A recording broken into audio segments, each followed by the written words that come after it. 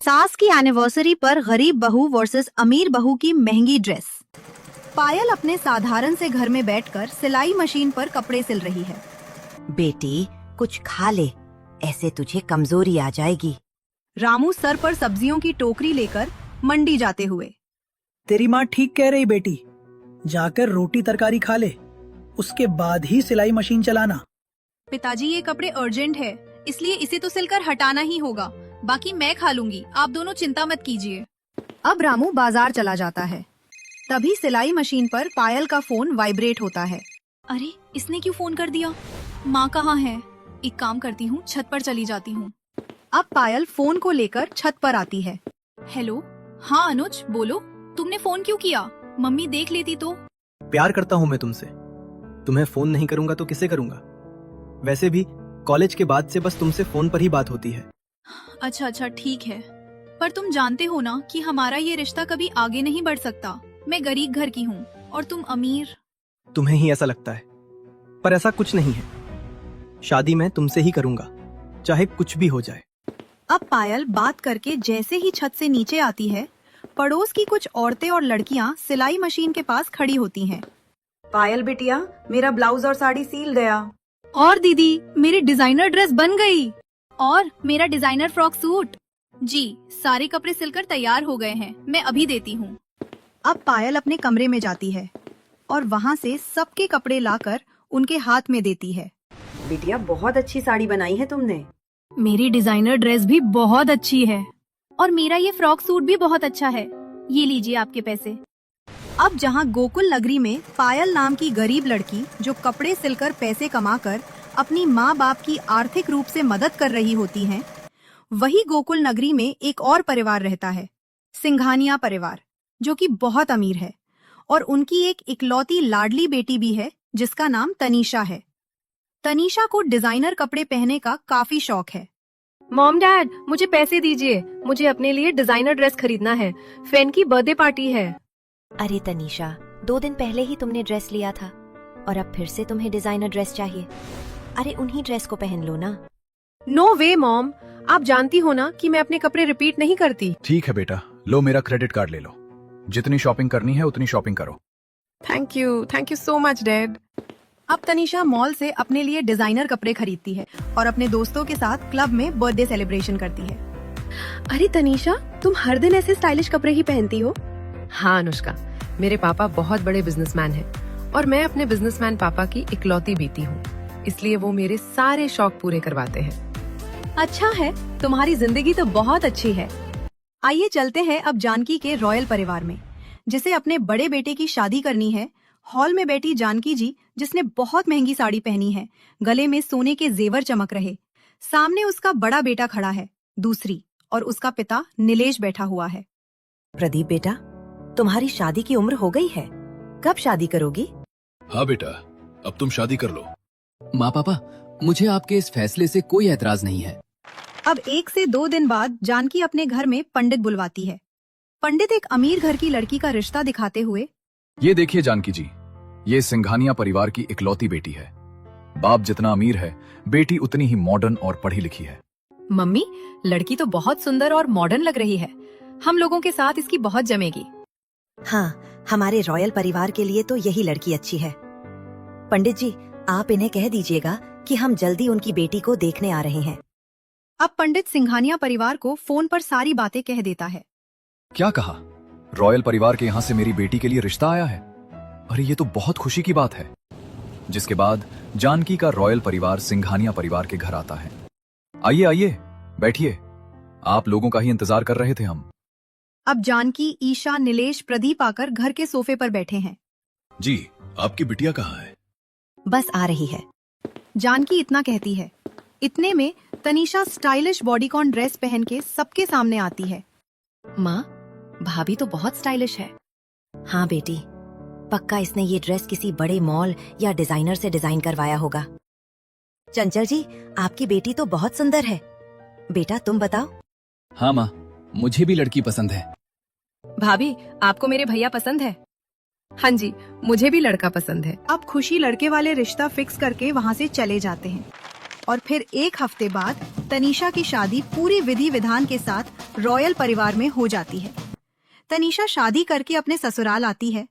मोहल्ले के लोग घर में ही खड़े होते हैं और वो तनीषा का स्टाइलिश लहंगा देखकर तरह तरह की बातें बनाने लगते हैं। हाय तौबा जानकी जी, आपकी बहू ने ये कैसा लहंगा पहना है? ना सिर पर घूंघट है, ना ब्लाउज में बाजू है।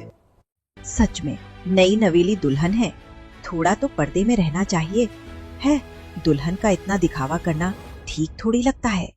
अरे तुम लोगों की बहू गांव की गरीब परिवार से आई है जो गवारों की तरह कपड़े पहनती है, लेकिन मैं अपने रॉयल परिवार में एक अमीर परिवार की बहू लेकर आई हूँ जो इस तरह के डिजाइनर कपड़े पहनती है। हाँ, आप लोग जलो मत इनसे। थैंक यू मम्मी जी। और आप लोग सुनिए, मैं ऐसे ही कपड़े पहनती हूँ, इसलिए आप लोग शांति से मेरा गृह प्रवेश होने दीजिए। अब तनीषा कलश गिराकर घर के अंदर प्रवेश करती है। जाओ भाभी, आप अब आराम कर लो, आप थक गई होगी। अब तनीषा अपने कमरे में आकर स्टाइलिश नाइट ड्रेस पहनकर सो जाती है। अगले दिन सुबह तनीषा अपने हाथ में कई तरह के गिफ्ट बॉक्स लेकर अपने ससुराल वालों के सामने आती है। मम्मी जी, ये लीजिए, मेरी मम्मा ने आप सबके लिए ये गिफ्ट भिजवाया है। अब सब गिफ्ट खोलते हैं जिसमें तरह तरह के डिजाइनर ड्रेस होते हैं। बहू, मेरी ये साड़ी तो बहुत डिजाइनर लग रही है। ओ गॉड भाभी, आप मेरे लिए भी कितनी प्रिटी ड्रेस लेकर आए हो। अब सभी अपनी ड्रेस देखकर बहुत खुश होते हैं। वहीं अनुज अपना गिफ्ट लेकर अपने कमरे में आ जाता है और अपनी गर्लफ्रेंड पायल को फोन करता है। पायल चूल्हे पर खाना बना रही होती है। अरे अनुज, क्यों फोन कर रहे हैं? अभी तो मम्मी भी सामने बैठी हुई है। क्या हुआ बेटी, इतना क्यों घबरा गई? सब्जी में नमक नहीं डाला क्या? नहीं, वो मम्मी मेरी कॉलेज की फ्रेंड का फोन है, मैं बात करके आती हूँ। अब पायल अपने कमरे में आती है और वीडियो कॉल उठाती है, जहाँ अनुज बेड पर अपना गिफ्ट्स खोल रहा होता है। पायल, देखो, मेरी जो बड़ी भाभी आई है वो मेरे लिए कितना खूबसूरत ड्रेस लेकर आई है। ये गिफ्ट तो बहुत महंगा लगता है अनुज, तुम्हारी भाभी तो बहुत अमीर है। वैसे अनुज, ऐसे गिफ्ट तो मैं तुम्हें कभी नहीं दे पाऊंगी। मुझे तुमसे कभी कुछ नहीं चाहिए, मैं तो बस तुमसे अपनी खुशी शेयर कर रहा था। खैर छोड़ो, हटाओ ये बताओ, क्या कर रही थी तुम? मैं तो मम्मी के साथ थी, मुझे खाना बनाना है, मैं तुमसे रात में बात करूंगी। अब फोन रखकर अनुज परिवार वालों के पास आता है, जहाँ पूरा परिवार डाइनिंग टेबल पर बैठा होता है और नौकर सबको खाना सर्व कर रहे होते हैं। थैंक गॉड मम्मी जी, आपने घर में नौकर रख रखा है। मैं तो बहुत टेंशन में थी कि कहीं ससुराल जाकर मुझे काम ना करना पड़े। नहीं नहीं, मैं इतनी अमीर घर की लड़की इस घर में काम करवाने के लिए थोड़े ना लाई हूँ। तुम्हें तो मैं एक गिलास पानी भी खुद से ना पीने दूं। सही कहा, इस घर में सारे काम नौकर ही करते हैं। अरे ये तो बहुत अच्छी बात है, चलो फिर तो हम कहीं घूमने चलते हैं। ठीक है, हम लोग तो ऑफिस चले जाएंगे। तुम लोगों को अगर कहीं बाहर जाना है तो तुम बाहर घूम कर आ सकते हो। क्रेडिट कार्ड ले लेना मुझसे। थैंक यू पापा जी, मेरे पापा भी ऐसे ही मुझे अपना क्रेडिट कार्ड यूज करने को दे देते थे। अब तनीषा अपनी सास और नंद के साथ शॉपिंग करने मॉल में आती है और वो तरह तरह के डिजाइनर ड्रेस खरीदती है। ईशा, मम्मी जी शॉपिंग तो हो गई, चलिए ना मूवी देखने चलते हैं। हाँ हाँ, चलते हैं बहू। अब तनीषा अपने सास और नंद के साथ मूवी देखने आती है, जहाँ पर वो लोग पॉपकॉर्न खाते हैं, कोल्ड ड्रिंक पीते हैं और चिल करते हैं और फिर देर रात तक शॉपिंग करके सभी घर आते हैं। बहू आ गई तुम, बहुत लेट कर दिया तुम लोगों ने घर आने में। वैसे नौकर आज जल्दी घर चले गए हैं, उनके घर में कुछ काम था। खाना भी नहीं बना है बहू, जाओ तुम खाने का कुछ बना लो। एक्सक्यूज मी, मैंने आज तक खाना नहीं बनाया पापा जी, और ना ही मैं बना सकती हूँ। मम्मी जी जाइए, आप ट्राई कीजिए। अरे भाभी, मम्मी से तो नहीं हो पाएगा। अच्छा तो फिर तुम बना लो, मुझे खाना बनाना नहीं आता। मुझे तो बस पार्टी अटेंड करना और लोगों के साथ चिल करना पसंद है। घर गृहस्थी में नहीं संभाल सकती। हाँ हाँ, मेरी अमीर बहू को थोड़ी ना आता होगा ये सब। कोई बात नहीं ईशा, जाओ तुम ही बना लो खाना। अब तनीषा की ननद रसोई में जाकर पूरे परिवार के लिए खाना बनाती है। इसके बाद सारा परिवार खाना खाता है और वो अपने अपने कमरे में जाकर आराम करते हैं। इसी तरह कुछ महीने गुजरते हैं और अब जानकी अपने छोटे बेटे की शादी करने का भी फैसला करती है। बेटा अनुज, तेरे बड़े भाई ने तो शादी कर ली, अब तू भी कर ले। हमारे रॉयल परिवार की दूसरी बहू भी समय से आ जाएगी तो अच्छा रहेगा। हाँ बेटा, बोल तो हम कल ही पंडित को बुलवाएं घर पर। रुकिए पापा जी, मैं शादी करने के लिए तो तैयार हूँ, पर मैं अपनी पसंद की लड़की से शादी करना चाहता हूँ। क्या तू कब से लड़की पसंद करके बैठा है? घर में तो तूने इस बात की भनक भी नहीं पड़ने दी। कौन है वो लड़की? माँ, वो लड़की जब मैं कॉलेज करता था तो मेरे साथ ही पढ़ती थी। मैं तब से ही उससे शादी करना चाहता हूँ। अच्छा, तो उसके परिवार में लोग कितने हैं और वो क्या करते हैं? पापा जी, उनकी फैमिली गरीब है। पायल सिलाई करती है और पिता मंडी में जाकर सब्जी बेचते हैं। क्या भैया आपको ऐसी गरीब लड़की पसंद आई है? उसका तो कोई स्टैंडर्ड ही नहीं है। हाँ देवर जी, आप उस गरीब घर की लड़की से शादी मत कीजिए। मैं नहीं चाहती कि मेरी देवरानी कोई गरीब घर की हो। और फिर आप खुद ही देखिए, अगर हम दोनों देवरानी जेठानी साथ में बाहर निकलेंगे तो लोग कितनी बातें बनाएंगे कि जेठानी इतनी मॉडल और स्टाइलिश है और देवरानी इतनी भद्दी जिसे कपड़े पहनने का भी ढंग नहीं होगा। नहीं बेटा, उस गरीब घर की लड़की को इस घर में लाने की जरूरत नहीं है। हमारे रॉयल परिवार की इज्जत मिट्टी में मिल जाएगी। ठीक है, फिर आप लोग अपनी मान मर्यादा के साथ इस घर में रहिए। मैं उससे शादी करके वही शिफ्ट हो जाऊंगा। मम्मी जी, देवर जी तो गरीब लड़की के चक्कर में घर जमाई बनने के लिए भी तैयार हो गए हैं। ऐसा क्या जादू टोना किया है उसने? रुको बेटा, घर मत छोड़ो। और जानकी, तुमने वो कहावत तो सुनी ही होगी ना, जब मियाँ बीबी राजी तो क्या करेगा काजी। इसलिए हमारे बेटे को जिससे शादी करनी है करने दो। रहना तो वैसे भी इसको है, उसके साथ हमें थोड़ी। ये सुनकर जानकी तनीषा ईशा अपने दांतों को गुस्से से पीसने लगती है। ठीक है, कह दियो अपनी पसंद की लड़की से कि हम उसे देखने आ रहे हैं। अब अनुज फोन करके सारी बातें पायल को कह देता है। अब पायल भी अपने घर में सब कुछ बता देती हैं। बाप रे बिटिया, इतनी अमीर घर आने के लड़के को तू पसंद करती है? मैंने तो बहुत सुना है उस रॉयल परिवार वालों के बारे में। कहीं कल को उस घर में तेरे साथ अमीरी गरीबी का भेदभाव ना हो जाए। डर तो मुझे भी बहुत लग रहा है, पर भगवान जो करेंगे अच्छा ही करेंगे। आने दो लड़के वालों को। अब अगले दिन जानकी का पूरा परिवार पायल को देखने आता है। पायल की माँ लड़के वालों को बड़े ही प्यार से चाय नाश्ता देती हैं। पायल भी सिंपल सादे से सूट में सबके सामने चेहरे पर मासूमियत लेकर बैठी होती है। मम्मी जी, इस लड़की का तो कोई स्टैंडर्ड ही नहीं है। जरा इसके कपड़े देखिए, गरीबी की बदबू आ रही है। हाँ, सही कह रही हो बहू तुम, लेकिन क्या कर सकते हैं, तेरे देवर को यही मनहूस पसंद आई है। सुषमा जी, लड़की तो आपकी ठीक है, हमें पसंद है। आप लोग शादी की तैयारी कर लीजिए। जी ठीक है। वैसे आप लोगों ने कुछ खाया नहीं? नहीं, हम ये सब नहीं खाते पीते। जी, और मैं तो वैसे भी ब्लैक कॉफी पीती हूँ। कोई बात नहीं, मैं पी लेता हूँ। अब अनुज चाय पीता है और खुशी खुशी रिश्ता फिक्स करके परिवार वालों के साथ वहाँ से चला जाता है। अब कुछ हफ्तों में पायल पूरी विधि विधान के साथ शादी करके अपने ससुराल पहुँचती है। पायल जैसे ही कार से निकलती है, पड़ोस के लोग उसे देखकर, अरे ये देखो, जानकी के छोटे बेटे की बहू कितनी प्यारी है। सच में देखो, इसने कितने सलीके से कपड़े पहने हैं। चलो, जानकी के घर में एक बहू तो सलीके से रहने वाली आई। अब पायल घर की दहलीज पर पैर रखती है, जानकी चीढ़कर अपनी गरीब बहू की आरती उतारते हुए। अब आ भी जा, खरी क्या है। चलो, माँ हो गई गृह प्रवेश की रस्म, अब हमें आराम भी करना है। ये सब सुनकर पायल मायूस होकर अपनी नजरें नीचे कर लेती। तभी अनुज उसका हाथ पकड़ के, पायल, मायूस होने की जरूरत नहीं है, मैं हूं ना, चलो हम भी आराम करने चलते हैं। अब अगले दिन पायल सिंपल साड़ी पहनकर ससुराल वालों के पास आती है। ओ गॉड पायल, तुम्हारी ये साड़ी कितनी चिप क्वालिटी की है। तुम्हारे पास और कोई दूसरी ड्रेस नहीं है क्या? जेठानी जी, घर में तो मैं ऐसे ही सिंपल कपड़े पहनती हूँ। हाँ, तुम गरीब जो ठहरी। तुम्हारी जैसी गरीब लड़कियां अच्छे दिनों में ही अच्छे कपड़े पहन पाती हैं। उससे पहले ऐसे ही फटीचर बनकर घूमती है। खैर, मैं तो एक अमीर घर की लड़की हूँ और मैं हर दिन स्टाइलिश ड्रेस ही कैरी करती हूँ। तनीषा और पायल की ये बातें चली रही होती है कि तभी घर के नौकर घर से बाहर जा रहे होते हैं। अरे अरे माँ जी, आप नौकरों को निकाल रही हो क्या? हाँ, अब आ गई है ना ये गरीब नौकरानी, ये संभालेगी पूरा घर। अच्छा, ये आइडिया भी बुरा नहीं है। देवरानी जी की तो आदत होगी ये सब करने की। आखिर ये गरीब जो ठहरी। अरे जिम्मेदारियां निभाने से कोई गरीब थोड़ी ना होता है। कोई बात नहीं, मैं संभाल लूंगी सब कुछ माँ जी।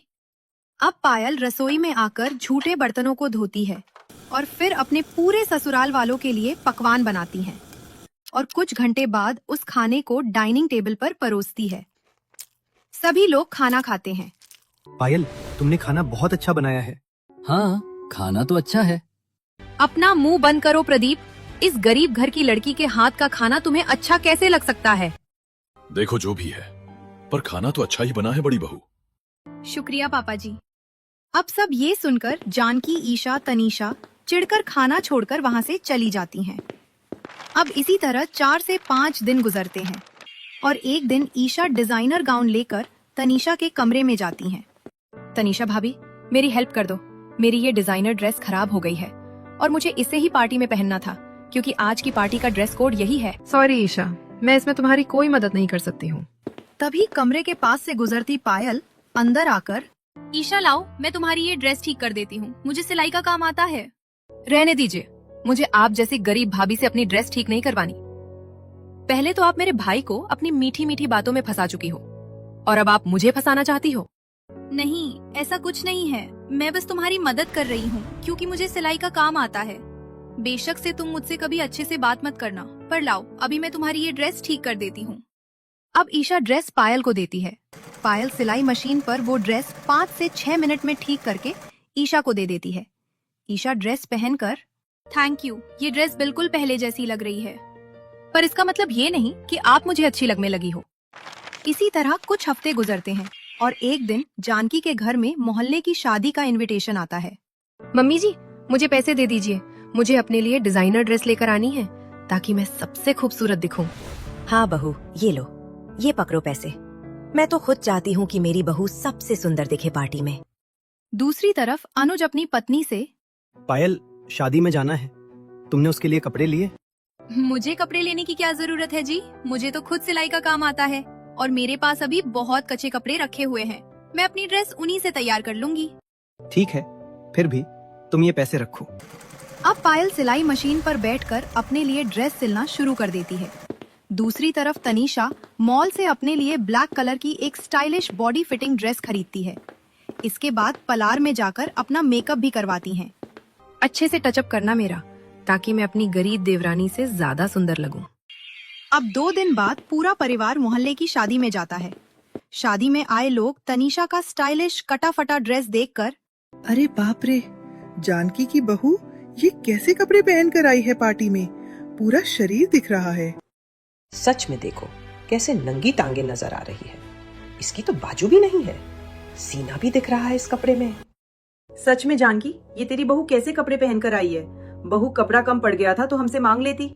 अरे तुम लोगों को फैशन के बारे में पता ही क्या है? आए बड़ा कपड़ा देने वाले। अरे स्टाइलिश कपड़े ऐसे ही होते हैं, बसंती। जानकी इतना बोलती है तभी जानकी की गरीब बहू सबके सामने आती है, जिसने सुंदर ब्लैक कलर की साड़ी पहनी हुई होती है।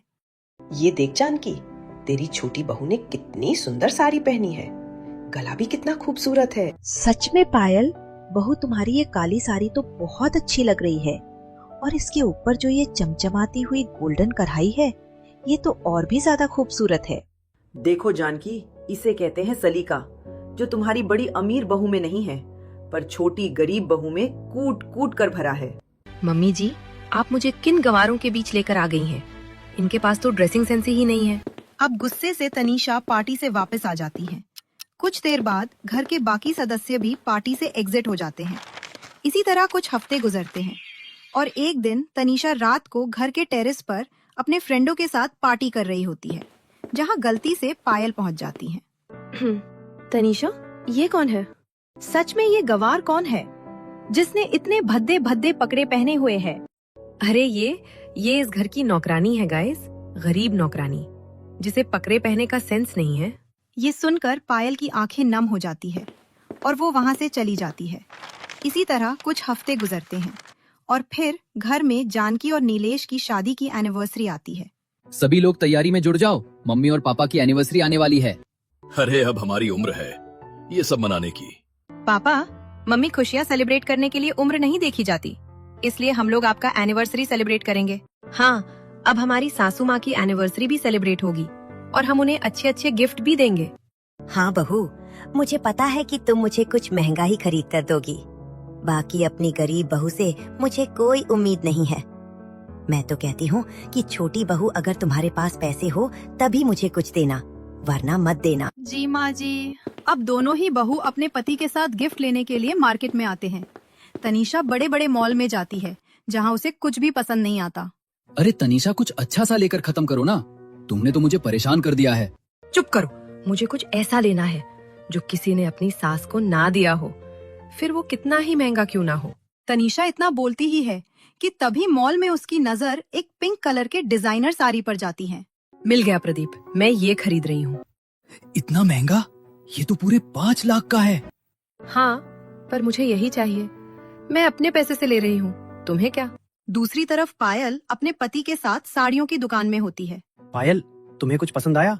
हाँ, मुझे ये साड़ी पसंद है। ये ग्रीन कलर की साड़ी जिस पर बारीक मोतियों की कढ़ाई है। जरा इसका दाम पूछना। जी, ये साड़ी 1 लाख की है। क्या 1 लाख? ये तो बहुत ज्यादा है। सुनिए जी, आप इस साड़ी की तस्वीर खींच लीजिए। इसे मैं अपने आप ही तैयार कर लूंगी सिलाई मशीन पर। अब अनुज फोन में उस साड़ी की फोटो खींच लेता है। इसके बाद पायल बाजार आकर साड़ी को डेकोरेट करने के लिए कई तरह की बारीक मूर्तियाँ, सितारे खरीदती है। दूसरी तरफ ईशा मोहल्ले में सबको इनविटेशन कार्ड देती है, जिसमें एक फैशन डिजाइनर भी होती है। आप मेरी मम्मी की एनिवर्सरी में जरूर आएगा। अब दोनों ही बहू एक एक करके सामान खरीद कर घर आती है।